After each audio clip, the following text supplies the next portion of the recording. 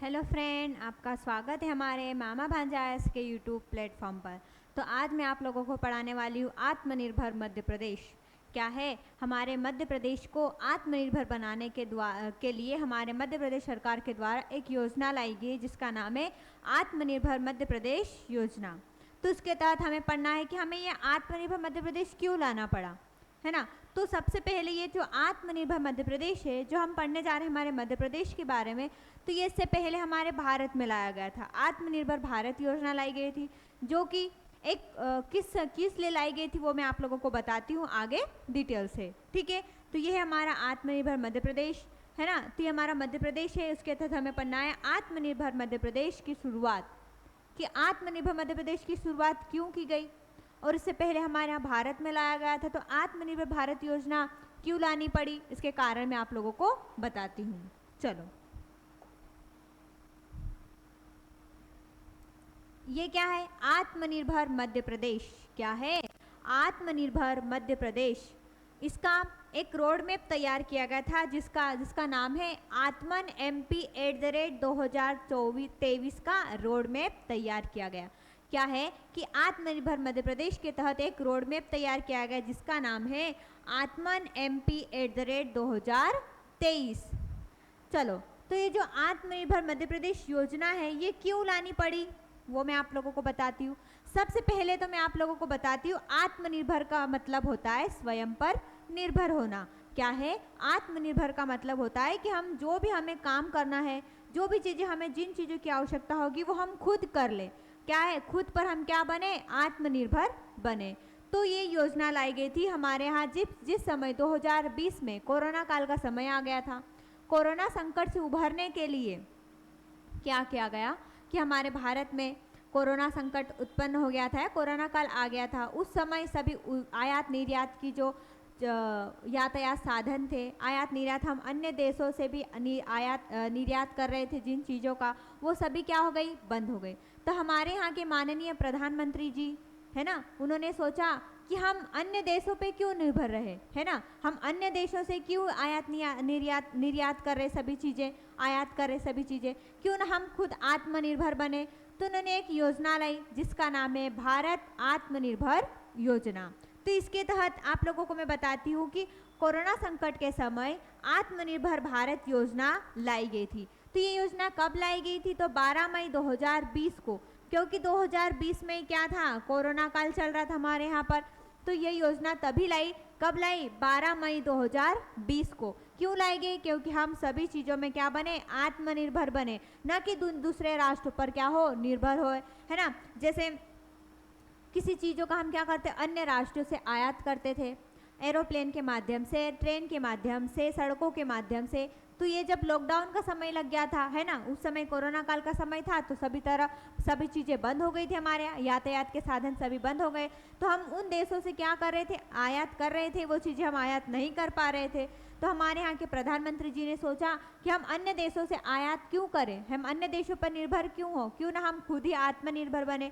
तो इसीलिए उन्होंने 12 मई 2020 को आत्मनिर्भर भारत योजना लाई गई। कब लाई गई थी, तो 12 मई 2020 को कौन सी योजना लाई गई थी, आत्मनिर्भर भारत योजना लाई गई थी, ठीक है।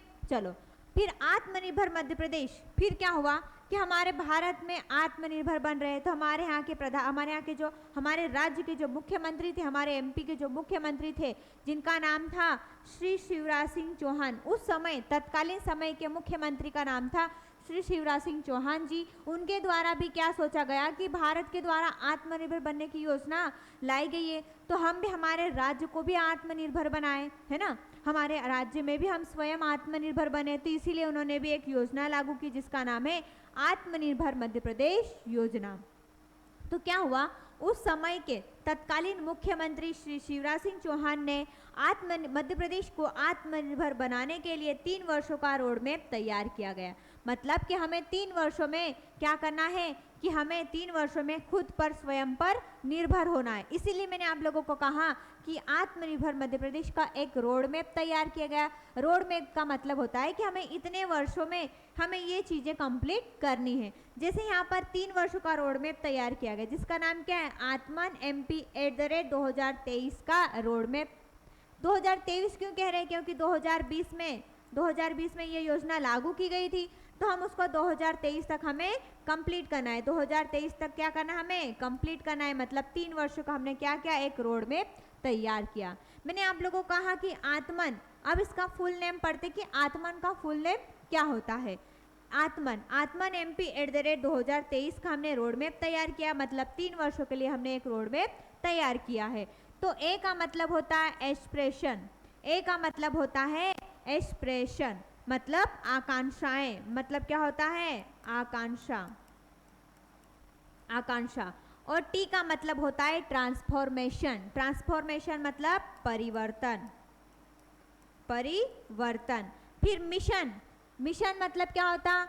मिशन कार्य, मिशन मतलब क्या होता है? कुछ भी हम हमारा उद्देश्य समझ लो, है ना, मिशन हमारा उद्देश्य है।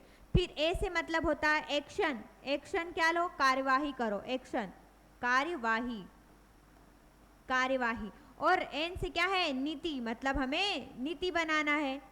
तो क्या हुआ कि मध्य प्रदेश में जो हम लाए हैं आत्मनिर्भर मध्य प्रदेश, जिसका नाम है आत्मन MP 2023 का रोड मैप तैयार किया है। तो उसमें है ए का मतलब होता है एस्पिरेशन, जिसको हिंदी में आकांक्षाएं बोलते हैं, और टी का मतलब होता है ट्रांसफॉर्मेशन, मतलब परिवर्तन। फिर हो गया एम का मतलब हो गया मिशन, मतलब हमारा उद्देश्य क्या, हमारा जो मिशन है वो क्या है। फिर ए का मतलब हो गया एक्शन, मतलब हम कार्यवाही, एक्शन मतलब क्या होता है? कार्यवाही करना, है ना, कार्यवाही। फिर आए एन से मतलब नीति, नीति बनाना। तो हमें क्या करना है? सबसे पहले नीति बनाना है, नीति बना के हम क्या करेंगे? एक्शन लेंगे, एक्शन बना के हम मिशन करेंगे, मतलब का उद्देश्य हमारा क्या है वो हम पूरा करेंगे, और परिवर्तन करेंगे उसमें, और हमारी आकांक्षाएं वो हम पूरी करेंगे। आए समझ में कि आत्मनिर्भर भारत योजना लाई गई थी 12 मई 2020 को। याद रखना, आत्मनिर्भर भारत योजना लाई गई थी 12 मई 2020 को लाई गई थी। 2020 याद रखना, क्योंकि कोरोना समय उसी समय था, 2020 में चल रहा था, है ना। तो आप लोगों को ये समझ में आ गया मैंने क्या बताया? आत्मनिर्भर मध्य प्रदेश लाने से पहले आत्मनिर्भर भारत योजना लाई गई थी, है ना। कब लाई गई थी? तो 12 मई 2020 को लाई गई थी। चलो आगे पढ़ते हैं अपन।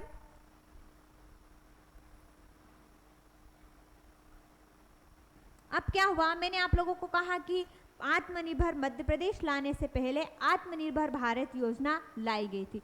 तो उसके तहत कितने स्तंभ निर्धारित किए गए थे? मतलब कि आत्मनिर्भर भारत योजना के तहत हमारी सरकार ने कितने स्तंभ निर्धारित किए कि हमें किन किन चीज़ों पर ज़्यादा ध्यान केंद्रित करना है। तो आइए आपको लोगों को बताती हूँ। तो आत्मनिर्भर भारत योजना जो कि 12 मई 2020 को लागू हुई थी, इसके तहत 5 स्तंभ लाए गए। मतलब हमें 5 स्तंभ लाए हैं जिसके तहत हमें काम करना है और हमें खुद को आत्मनिर्भर बनाना है। तो क्या कहा? पहली, अर्थव्यवस्था। यदि हम अर्थव्यवस्था को अच्छे से चलाएं, अच्छे सुचारू रूप से चलाएं, तो हम स्वयं पर आत्मनिर्भर बन सकते हैं। तो क्या कहा गया कि आत्मनिर्भर भारत योजना 12 मई 2020 को लाई गई थी। उस समय उनके स्तंभ कितने थे? 5 स्तंभ। याद रखना, आत्मनिर्भर भारत योजना के स्तंभ है 5, और मध्य प्रदेश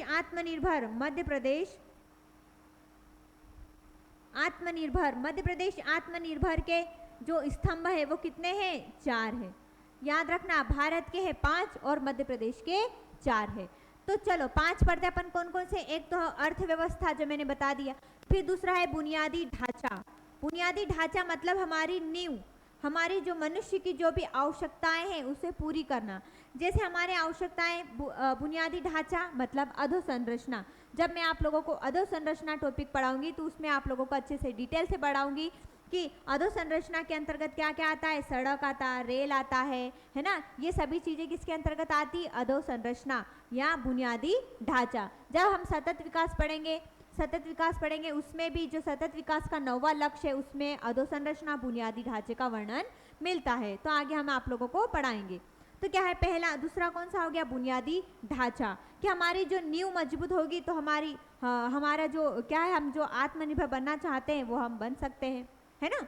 फिर दूसरा आ गया प्रणाली। दूसरा कौन सा है? प्रणाली। प्रणाली मतलब सिस्टम, ई गवर्नेंस, ऑनलाइन सुविधा। मतलब हमने क्या है, हमारे यहाँ अभी हम वर्तमान में एक नीति चला रहे हैं जिसका डिजिटल इंडिया। हम डिजिटल इंडिया बना रहे हैं, मतलब हर काम क्या हो, ऑनलाइन के माध्यम से हो। जैसे कोई सी हो गई है योजनाएं हो सरकार के द्वारा, बहुत सारी चीज़ें ऐसी हो गई, आयुष्मान कार्ड हो गया है ना, ये सभी चीज़ें क्या है डिजिटल इंडिया के तहत बनाई गई है, मतलब कि हमें सभी चीज़ें क्या है ऑनलाइन प्राप्त होगी।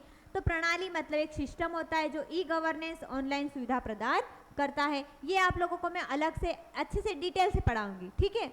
भारत के आप लोगों को कौन कौन से याद करना, अर्थव्यवस्था, दूसरा है बुनियादी ढांचा, तीसरा है प्रणाली, और चौथा कौन सा है जीवांत जनसांख्यिकी। जीवांत जनसांख्यिकी का मतलब होता है कि मानव के संसाधन, मानव के द्वारा कौन कौन से संसाधन उपयोग में लाए जा रहे हैं और कौन कौन से ज़्यादा संसाधनों की उन्हें आवश्यकता है। तो क्या है, मानव संसाधनों को हमें मजबूत करना है। फिर पांचवा कौन सा हो गया, मांग। पांचवा कौन सा हो गया, मांग। तो याद रखना आत्मनिर्भर भारत योजना के कितने स्तंभ है, 5 स्तंभ है। कौन कौन से, अर्थव्यवस्था, बुनियादी ढांचा, तीसरा है प्रणाली, चौथा है क्या है जीवांत जनसांख्यिकी, और पांचवा कौन सा है, मांग है। आए समझ में। हम अब पढ़ते हैं आत्मनिर्भर मध्य प्रदेश योजना के कितने स्तंभ हैं, 4 स्तंभ। कितने हैं, 4 स्तंभ हैं। तो आत्मनिर्भर मध्य प्रदेश योजना कब लाई गई थी, तो 12 नवंबर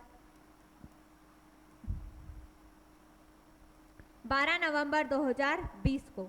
देखो 12 मई को कौन सी लाई गई थी, भारत आत्मनिर्भर भारत योजना, और 12 नवंबर को कौन सी लाई गई थी, आत्मनिर्भर मध्य प्रदेश योजना।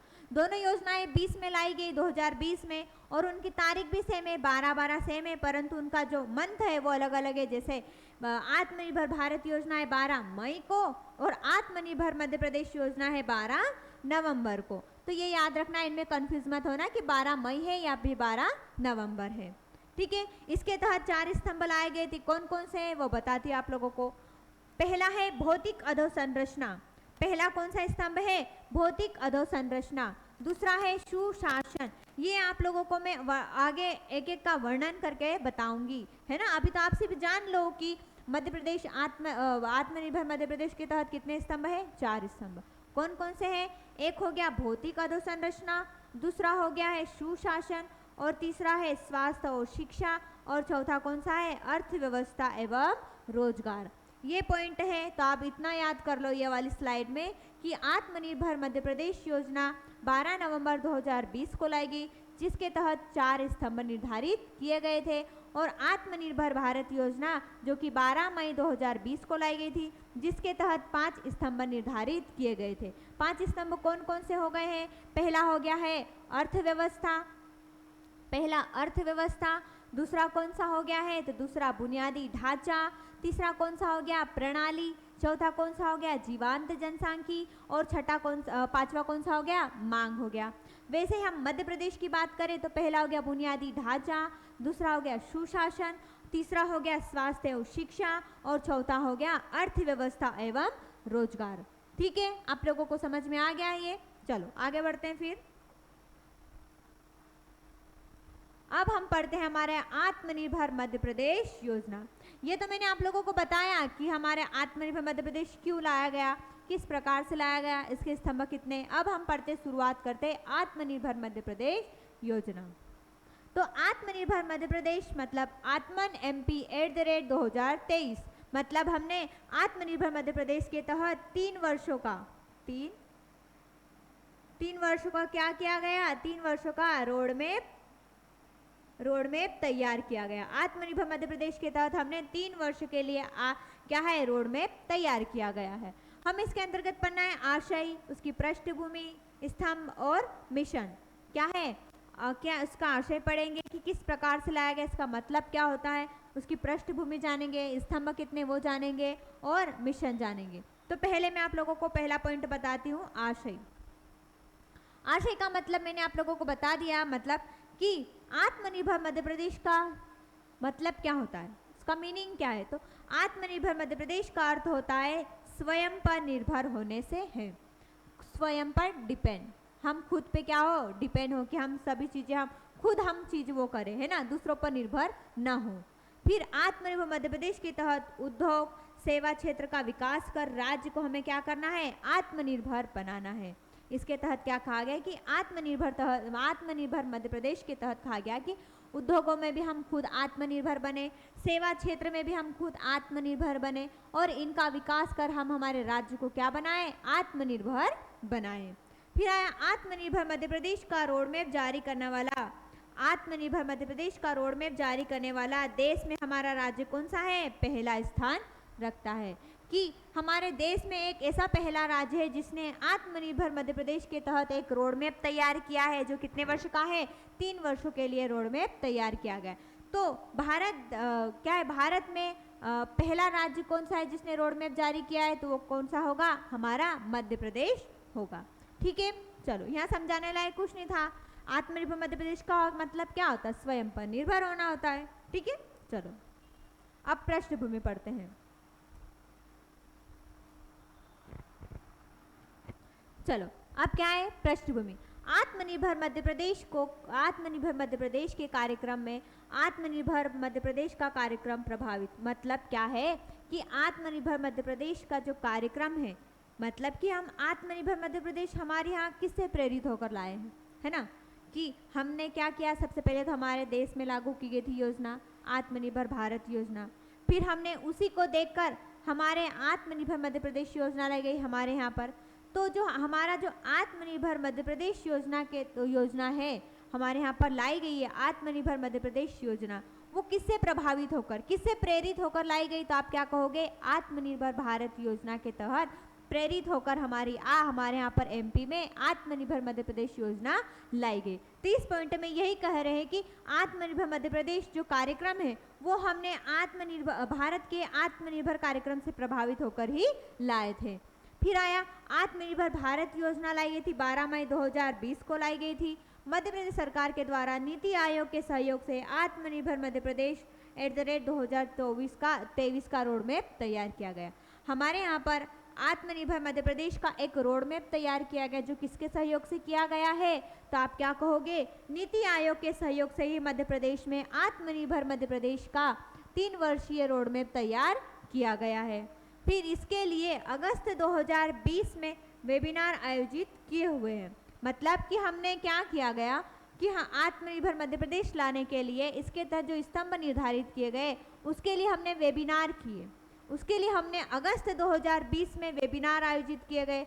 अब वेबिनार का मतलब होता है कि आप समझ ही सकते हो कि हम कोरोना काल की बात करें, उस समय ये योजना लाई गई थी, तो उस समय सब मिलते थे क्या, नहीं ना, मतलब लॉकडाउन चल रहा था, सभी लोग अपने अपने घरों में रहते थे, है ना, सभी लोग अपने अपने घर में थे, बाहर निकलने की अनुमति नहीं थी किसी को। तो ये जो वेबिनार किया गया इस योजना को लाने के लिए, वो एक ऑनलाइन इवेंट था। वेबिनार का मतलब होता है एक ऑनलाइन इवेंट, मतलब कि सभी ऑनलाइन के माध्यम से एक बैठक की और 1 अगस्त 2020 में एक वेबिनार आयोजित किया गया और उसके तहत कहा गया कि हम इस प्रकार से एक योजना लाई जा रही है ना, उसका ये उद्देश्य है, उनके बारे में उन्होंने बातें की थी। तो आया कि इसके लिए अगस्त 2020 में एक वेबिनार आयोजित किया गया था। 12 नवंबर 2020 को यह अभियान शुरू किया गया था और ये कार्यक्रम कितने वर्ष के लिए था, 3 वर्ष के लिए लक्ष्य प्राप्ति पर आधारित कार्यक्रम था। आए समझ में आप लोगों को? चलो आगे बढ़ते हैं। अब आया आत्मनिर्भर मध्य प्रदेश के स्तंभ के बारे में जानेंगे। आत्मनिर्भर मध्य प्रदेश के कौन कौन से स्तंभ है वो मैंने बता दिए। आत्मनिर्भर मध्य प्रदेश के कितने स्तंभ है, 4 स्तंभ। और आत्मनिर्भर भारत योजना के स्तंभ कितने हैं, 5 है।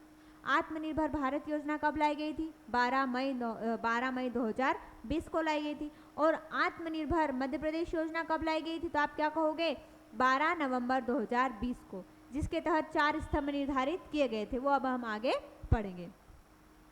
तो आत्मनिर्भर मध्य प्रदेश के स्तंभ कितने हैं, 4 है। और आत्मनिर्भर भारत के स्तंभ कितने हैं, 5 है। ठीक है, चलो अगस्त 2020 में 4 वेबिनार के माध्यम से इसके 4 स्तंभ निर्धारित किए गए। मैंने आप लोगों को कहा कि इसके जो वेबिनार आयोजित किए गए थे उस समय ऑनलाइन इवेंट आयोजित किए गए थे, जो कि 4 इवेंट थे। 4 स्तंभ लाने के लिए 4 इवेंट इन्होंने आयोजित किए गए थे। कब से प्रारंभ किया था इन्होंने, तो अगस्त 2020 से इन्होंने ऑनलाइन इवेंट शुरू किए गए थे, जो कि 4 हुए थे और 4 स्तंभ निर्धारित किए गए थे उसके तहत। तो पहला है पहला कौन सा है? भौतिक अधोसंरचना। पहला पॉइंट कौन सा हो गया है? भौतिक अधोसंरचना। जो पहले वेबिनार के तहत लाया गया था भौतिक अधोसंरचना, जो कब लाया गया था? तो अगस्त 2020 को। याद रखना पहला कौन सा है? भौतिक अधोसंरचना। पहला कौन सा है? भौतिक अधोसंरचना। इसको फर्स्ट वेबिनार के तहत लाया गया था, परंतु कब लाया गया था? तो क्या कहोगे आप? 7 अगस्त 2020 को लाया गया था। तो याद रखना आत्मनिर्भर मध्य प्रदेश के तहत पहला इवेंट कौन सा, या पहला जो स्तंभ है कौन सा है? भौतिक अधोसंरचना, जो कि 7 अगस्त 2020 को लाया गया था। अब इसके तहत क्या किया गया? इसके तहत और कौन कौन सी चीज़ें लाई गई वो बताती हूँ। तो भौतिक अधोसंरचना 7 अगस्त 2020 के वेबिनार में राज्य की भौतिक अवसंरचना में सुधार करने के लिए वेबिनार आयोजित किए गए, जिसके तहत हमें निम्न लक्ष्य निर्धारित किए गए। मतलब कि आत्मनिर्भर मध्य प्रदेश का पहला स्तंभ है भौतिक अधोसंरचना। तब भौतिक अधोसंरचना का हमें विकास करना है, परंतु उसके क्षेत्र में भी हमें क्या क्या कार्य करना है वो तो पता होना चाहिए ना। भौतिक अधोसंरचना के अंतर्गत क्या क्या आता है वो आप लोगों को मैं बताती हूँ। भौतिक अधोसंरचना के अंतर्गत आती सड़क का निर्माण किस प्रकार से किया जाए, है ना। फिर आता ऊर्जा, हमारे यहाँ पर कुल ऊर्जा कितनी है वो जानेंगे हम। फिर आता है पर्यटन, अवसंरचना, जल और परिवहन एवं लॉजिस्टिक। तो हमें भौतिक अधोसंरचना के अंतर्गत हमें इन चीज़ों के बारे में आगे चर्चा करना है। पहला हो गया सड़क, ऊर्जा, पर्यटन, अवसंरचना, जल, परिवहन एवं लॉजिस्टिक। इन चीज़ों के बारे में हम आगे डिटेल से जानेंगे। तो इतना याद कर लो कि यहाँ पर कि जो वेबिनार आयोजित किए गए थे मध्य प्रदेश में आत्मनिर्भर मध्य प्रदेश योजना लाने के लिए, कितने वेबिनार आयोजित किए गए थे? 4 वेबिनार। 4 वेबिनार के तहत 4 स्तंभ निर्धारित किए गए। तो पहला वेबिनार कब किया गया था? तो 7 अगस्त 2020 को किया गया था, जिसके तहत कौन सा स्तंभ निर्धारित किया था? भौतिक अधोसंरचना या फिर भौतिक संरचना। तो ये वाला, इसके तहत हमें क्या क्या पढ़ना है? सड़क, ऊर्जा, पर्यटन, परिवहन, जल और क्या पढ़ना है? परिवहन एवं लॉजिस्टिक। इनके बारे में हमें एक एक पॉइंट पढ़ना है। चलो आगे बढ़ते हैं फिर।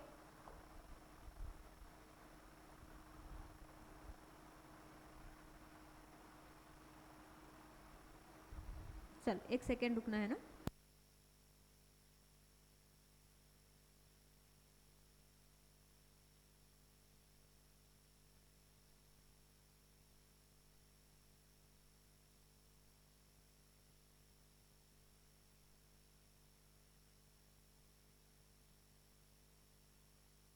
चलो अब हमें सबसे पहले क्या पढ़ना है? सड़क।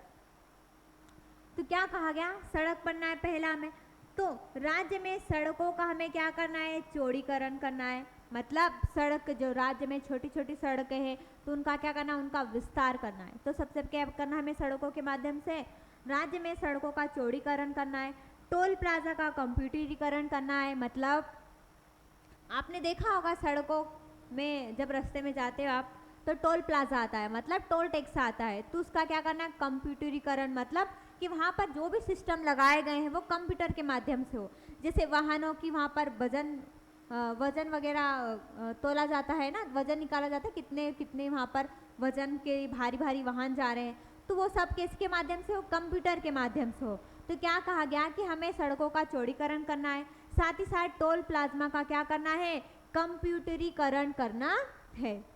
फिर आता है चंबल, नर्मदा एवं विंध्य एक्सप्रेस का भी हमें निर्माण करना है। एक्सप्रेस वे का मतलब क्या होता है? जो एक्सप्रेस वे क्या होता है? जो क्या होते हैं? जो शहरों से बाहर होते हैं उन्हें हम कहते हैं एक्सप्रेस वे। एक्सप्रेस वे कहलाते हैं। जैसे चंबल एक्सप्रेस है, ये कहाँ कहाँ पर है? तो चंबल एक्सप्रेस है मुरैना, श्योपुर और भिंड। देखो ये मैंने आपको मैप बनाया, मैप के माध्यम से मैं आप लोगों को बता देती हूँ।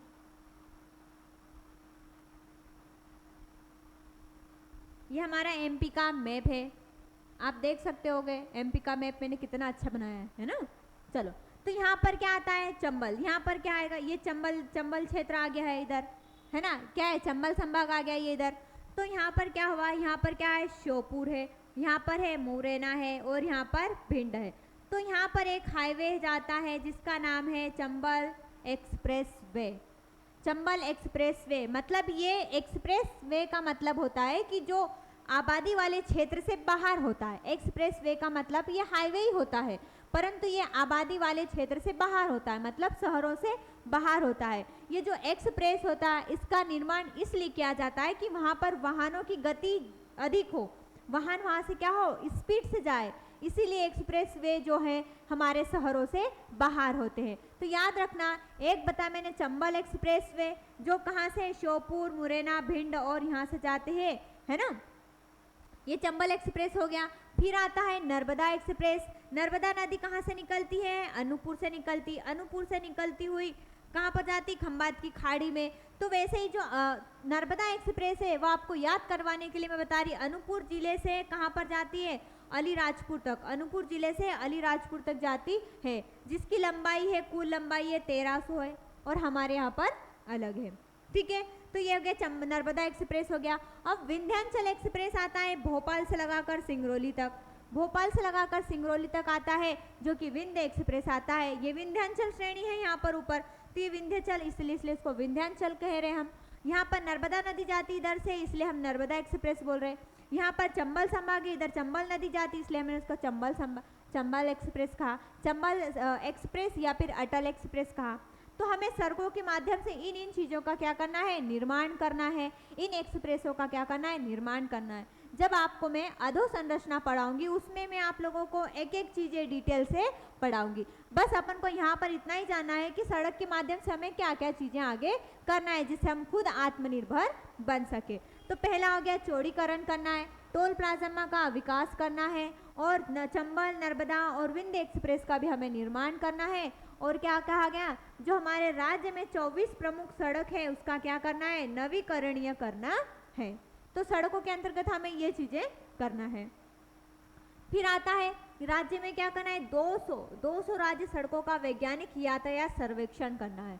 वैज्ञानिक यातायात सर्वेक्षण का मतलब होता है कि सरकार के द्वारा सड़कों का भी एक विभाग बनाया गया होगा, है ना, कि सड़क संबंधित जो भी विभाग होगा वो सड़कों की देखरेख करेगा, है ना, कि सड़कों में जैसे लाइट वगैरह लगी रहती, कहाँ पर ज़्यादा एक्सीडेंट हो तो अलग से सड़कों का निर्माण किया जाए। तो जो यातायात प्रबंधन का मतलब क्या होता है, व्यवस्था, मैनेजमेंट करना। तो क्या हुआ, 200 सड़कों का वैज्ञानिक यातायात सर्वेक्षण किया जाएगा, मतलब उसका देखरेख किया जाएगा कि किस प्रकार से सड़कों में क्या क्या हो रहा है, उसको किस प्रकार से उसमें सुधार करना चाहिए, उसकी अवसंरचना में सुधार करना है, जो कि आधुनिक रूप से क्या उसका सुधार किया जाएगा। तो हमें क्या करना है, 24 प्रमुख सड़कों का नवीकरणीय करना है, साथ ही साथ राज्य में 200 सड़कों का वैज्ञानिक यातायात भी करना है। फिर आता है ऊर्जा। अब सड़क के बाद कौन आता है, ऊर्जा। ऊर्जा के अंतर्गत हमें क्या क्या करना है, तो राज्य में फ्लोटिंग ऊर्जा, सोलर पार्क के माध्यम से हमें 4500 मेगावाट ऊर्जा का उत्पादन करना है। क्या कहा गया कि हमें ऊर्जा पढ़ रहे हम, तो ऊर्जा के तहत हमें करना है, सोलर ऊर्जा ले लो या फिर आप फ्लोटिंग ऊर्जा ले लो। इसके तहत हमें आत्मनिर्भर मध्य प्रदेश के तहत हमें कितनी ऊर्जा उत्पादित करना है, 4500 मेगावाट हमें इतनी ऊर्जा का उत्पादन करना है। फिर कहा गया कि सोलर पार्क कहाँ कहाँ पर लाए गए हैं, तो आपको मैं मैप के माध्यम से बताती हूँ। सोलर पार्क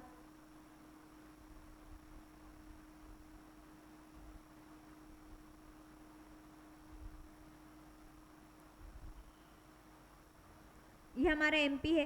तो सोलर पार्क का भी विकास किया गया हमारे राज्य में, कहाँ कहाँ पर किया गया, तो एक है मुरैना, छतरपुर, आगरमालवा, नीमच, शाजापुर जिलों में किया गया। तो मुरैना कहाँ पर है, यहाँ पर है, ये क्या हो गया है, मुरैना हो गया। छतरपुर कहाँ है, बताओगे आप, छतरपुर कहाँ पर है, तो छतरपुर इधर आता है ना, इसी क्षेत्र में छतरपुर आता है। फिर आगरमालवा कहाँ है, तो आगरमालवा इधर आता है। फिर नीमच कहाँ पर है, तो नीमच इधर आता है। फिर आता शाजापुर कहाँ पर है, तो शाजापुर भी इधर आता है। तो हमें क्या करना है, इसके तहत क्या किया गया, ऊर्जा के तहत हमने मुरैना, छतरपुर, आगरमालवा, नीमच, शाजापुर जिलों में हमें सोलर पार्क का क्या करना है, निर्माण करना है। फिर आया भारत में सौर ऊर्जा का उत्पादन 105.65 गीगावाट का उत्पादन किया जा रहा। भारत में सौर ऊर्जा का उत्पादन कितना किया जा रहा है, क्या बताओगे? 105.65 गीगावाट। कितना है? गीगावाट का उत्पादन किया जा रहा है। और हमारे एमपी में कितना किया जा रहा है, तो 8.2%। एमपी में ऊर्जा का उत्पादन कितना किया जा रहा है? 8.2% हमारे एमपी में ऊर्जा का उत्पादन किया जा रहा। और हमारा भारत सौर ऊर्जा में हमारे भारत में हमारे मध्य प्रदेश का स्थान कितना है? चौथा स्थान रखता है ना। तो चलो, भारत में ऊर्जा का उत्पादन कितना किया जा रहा है? 105.65 गीगावाट। और हमारे एमपी में कितना किया जा रहा है? 8.2%। और उसका मध्य प्रदेश का भारत में कौन सा स्थान है? चौथा स्थान है। कहाँ पर? तो याद रखना, कहाँ पर? ऊर्जा में। और सड़कों में हमारा मध्य प्रदेश कौन सा स्थान रखता है? तो आप याद करना, यहाँ पर 15वां स्थान रखता है। 15वां स्थान सड़कों में हमारा मध्य प्रदेश, सड़क में हमारा मध्य प्रदेश भारत में कौन सा स्थान रखता है? तो आप क्या बताओगे? 15वां स्थान रखता है। फिर आते हैं अवसंरचना। अब दूसरा कौन सा आ गया? अवसंरचना। अवसंरचना में कहा गया कि राज्य की अवसंरचना में सुधार कर आर्थिक गतिविधियों को बढ़ावा देना है। राज्य की अवसंरचना में क्या करना है? सुधार करना है और उसकी आर्थिक गतिविधियों को बढ़ावा देना है। फिर कानूनी एवं राजकोषीय सुधारों के माध्यम से नगरीय शासन में सुधार करना है। साथ ही साथ कौशल विकास और स्वरोजगार हेतु हमने 7 शहरों में इंक्यूबेशन सेंटर की स्थापना की गई है। तो 7 शहर कौन कौन से हो गया? एक तो हो गया भोपाल, हो गया जबलपुर, हो गया इंदौर, हो गया सागर, सतना, उज्जैन और ग्वालियर। इनमें कौशल विकास के लिए मतलब क्या है? Skill development. कौशल विकास मतलब हमारी स्किल को डेवलपमेंट करने के लिए, हमारे स्किल का विकास, हमारा कौशल विकास करने के लिए हमारे मध्य प्रदेश के 7 शहरों में क्या है? इंक्यूबेशन सेंटर की स्थापना की गई है। इंक्यूबेशन एक सेंटर है जिसकी स्थापना की गई है। कहाँ पर? हमारे मध्य प्रदेश के 7 शहरों में। कौन कौन से हो गए? एक भोपाल हो गया, जबलपुर, इंदौर, ग्वालियर, सतना, उज्जैन और क्या है? ग्वालियर में किया गया है, सागर, सतना इनमें किया गया है। आया समझ में आप लोगों को? चलो आगे बढ़ते हैं। फिर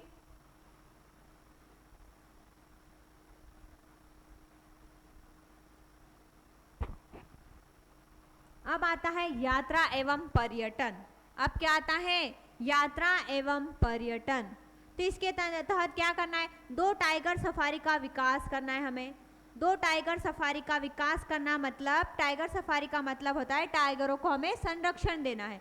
तो हमारे मध्य प्रदेश में टाइगर रिजर्व आपने देखे ही होंगे, सुने होंगे टाइगर रिजर्व कितने। तो हमारे यहाँ पर 2 टाइगर सफारी का विकास करना है, परंतु 3 क्षेत्र है। तो उसमें से दोनों का 3 क्षेत्र कौन कौन से? एक कान्हा, पेंच और बांधवगढ़। इन 3 क्षेत्रों में से हमें किसी 2 का क्या करना है? टाइगर सफारी के अंतर्गत टाइगरों का संरक्षण करना है और उनका विकास करना है।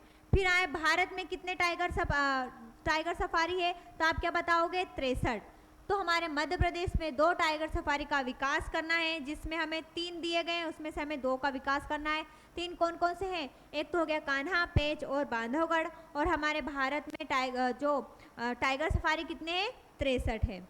फिर क्या करना है? थीम आधारित सर्किट का विकास करना है। थीम आधारित मतलब कि थीम आधारित सर्किट जैसे मान लेते हैं अपन रामायण सर्किट, तीर्थ सर्किट, ओंकार सर्किट, ट्राइबल सर्किट, नर्मदा परिक्रमा आदि। अब ये क्या होता है? सर्किट का मतलब होता है क्षेत्र। जैसे मान लेते मैंने आप लोगों को कहा रामायण सर्किट का भी निर्माण करना है। हमें क्या करना है? इसके तहत पर्यटनों को बढ़ावा देना है। पर्यटनों को बढ़ावा देना है हमें, तो किस तरह से देना चाहिए? जैसे मैंने आपको कहा रामायण सर्किट, तो रामायण सर्किट हमने देखा है, रामायण देखिए, सुना है कि रामायण के अंतर्गत कौन है? भगवान राम है, सीता है, लक्ष्मण जी है, हनुमान जी है ना। तो ये सभी चीज़ें क्या करना है? यदि हमें एक सर्किट का निर्माण करना है, मान लेते हम क्या करना है? ये इतना, हमें इतना क्या है? रामायण सर्किट। हमें क्या करना है? इस रामायण सर्किट का निर्माण करना है। तो हम क्या क्या करेंगे? तो इधर मान लेते हमें क्या करना है? यहाँ भगवान राम की मूर्ति बना दी हमने, है ना। भगवान राम की मूर्ति बना दी, यहाँ माता सीता की मूर्ति बना दी, है ना, माता सीता की मूर्ति बना दी, और यहाँ पर और हनुमान जी की मूर्ति बना दी, हनुमान जी की। या फिर आप समझ लो कि रामायण में जितने भी हमने रामायण सुनी है तो उसमें जो भी पात्र निभाए गए हैं या फिर भगवान संबंधित कोई से भी, जैसे यहाँ पर माता सीता के पिताजी का नाम है दशरथ, और यहाँ पर उनके अंदर जो भी चीज़ें हैं उनसे संबंधित जो भी चीज़ें हैं हमें क्या करना है, यहाँ चारों ओर हमें बनाना, उसका निर्माण करना है। तो यहाँ पर पर्यटन उन्हें देखने के लिए जरूर आएंगे, ज़्यादा से ज़्यादा लोग आएंगे, है ना। तो क्या करेंगे, इससे हमारा क्या होगा, हमारे राष्ट्र की जो अर्थव्यवस्था है वो भी क्या होगी, अच्छी होगी, आर्थिक स्थिति अच्छी होगी सभी की। क्या करना है, सर्किट का मतलब समझे ना। जैसे हमने रामायण संबंधी यहाँ सर्किट बनाया है कि यहाँ पर सभी जो चीज़ें मिलेगी वो भगवान संबंधित होगी, रामायण में कौन कौन थे उनसे संबंधित होगी, तो वहाँ लोग ज़्यादा आकर्षित होंगे उनको देखने के लिए। फिर यहाँ मैंने तीर्थकर बताया, फिर यहाँ ओंकार बताया है, ट्राइबल मतलब जनजाति से संबंधित कोई सा क्षेत्र, जैसे आपने छिंदवाड़ा में सुना होगा बादल भोई संग्रहालय है, फिर कहाँ पर अनूपपुर में है इंदिरा गांधी संग्रहालय है, ये सभी चीज़ें हैं। और ये नर्मदा परिक्रमा, ओंकारेश्वर में नर्मदा परिक्रमा करने जाते लोगों को वहाँ पर नर्मदा संबंधी जो भी जानकारी दी जाए तो वहाँ पर लोग ज़्यादा आकर्षित होंगे, है ना। फिर क्या कहा, बफर में सफ़र मुहिम, बफर में सफ़र मुहिम के माध्यम से मानसून पर्यटनों को बढ़ावा देना। इसमें क्या हुआ, बफर में सफ़र मुहिम के माध्यम से मानसून को बढ़ावा देना, वो पर्यटनों को बढ़ावा देना। जैसे मान लेते हम, क्या हो गया है, अभी आप देख रहे हो अभी ठंड का मौसम है, बरसात के मौसम में लोग ज़्यादा घूमने जाते हैं क्योंकि चारों ओर क्या रहती, हरियाली हरियाली रहती। गर्मी में कोई घूमने जाता है क्या, गर्मी में कोई घूमने जाता क्या, मई जून जुलाई में उधर नहीं घूमने जाता ना, क्योंकि वहाँ ज़्यादा गर्मी पड़ती। तो क्या करना हमें, यदि हमें पर्यटनों को खोलना है तो वो मानसून के आधार पर खोले जाए। जैसे मानसून को देखते हुए, जैसे मान लेते अपन अभी क्या है, ठंड का समय आ गया तो ठंड में भी लोग घूमने जाते हैं, है ना, तो ठंड का समय आ गया तो पर्यटनों को खोल दो। फिर आता है बरसात का टाइम आता, उस समय पर्यटनों को खोल दो, तो इससे हमें पर्यटनों को भी बढ़ावा मिलेगा। तो क्या कह रहे हैं कि बफर में सफ़र मुहिम के माध्यम से हमें मानसून पर्यटनों को बढ़ावा देना, मतलब मानसून के आधार पर हमें पर्यटनों को बुलाना है, उनके आधार पर उन्हें मानसून के आधार पर हमें वो पर्यटन स्थल खोलना है, ऐसा कहा गया। फिर मैंने आपको सर्किट बताई दी है, रामायण सर्किट, ट्राइबल पर्यटन आदि को हमें बढ़ावा देना है। पर्यटन स्थल के आसपास रहने वाले सेवा प्रदाताओं का कौशल संवर्धन करना है, मतलब कि पर्यटन स्थल के आसपास जो भी लोग रहने वाले हैं वो क्या करते हैं, उनको उनका ऐसा विकास करना, उनका ऐसा स्किल डेवलपमेंट करना कि उनको जो जिस पर्यटन के सामने, जैसे मान लेते अपन धार ले लेते, धार में क्या है, बाघ की गुफाएं हैं, धार में क्या है, तो बाघ की क्या है, गुफाएं हैं, धार में क्या है, बाघ की गुफाएं हैं। तो धार में जितने भी धार के आसपास के जो क्षेत्र है, मतलब जो जहाँ पर ये गुफाएं हैं उसके आसपास के जो क्षेत्र है उनको हम क्या, उनके आसपास के जो क्षेत्र है, गांव है, तो उनके वहाँ के लोगों को क्या सिखाएंगे कि यहाँ पर जो भी घूमने आएगा, जो भी पर्यटन आएगा, उनको तुम गाइड का काम करो कि यहाँ पर ऐसा हुआ था, यहाँ पर पहले जो हमारे जनजाति क्षेत्र वाले जो लोग पहले रहते थे तो उनके द्वारा ये चित्र बनाए गए थे, ऐसा मतलब गाइड का काम करना, उनको दिखाने का काम करना। तो सबसे पहले ये सब दिखाएंगे, परंतु उनको पहले हम सिखाएंगे भी, जो बताएगा पर्यटन को गाइड का काम करेगा उस व्यक्ति को हम सबसे पहले सिखाएंगे भी ना कि तुमको जो पर्यटन आएंगे उनके सामने ये चीज़ें बतानी है, इस प्रकार से बताना है, उनको इस प्रकार से आकर्षित करना है। तो ऐसा हमें पहले उनको कौशल संवर्धन करना पड़ेगा, उनका कौशल विकास करना पड़ेगा, उनका स्किल डेवलपमेंट करना पड़ेगा उनका, ठीक है। तभी तो वो फिर जो आएंगे व्यक्ति पर्यटन जो घूमने के लिए उनको बता सकेंगे, गाइड का काम कर सकेंगे। तो क्या कहा गया कि पर्यटन स्थल के आसपास जो रहने वाले व्यक्ति सेवा प्रदान करने के लिए उन्हें पहले कौशल संवर्धन करना होगा उनका। आया समझ में इतना? चलो आगे बढ़ते हैं फिर।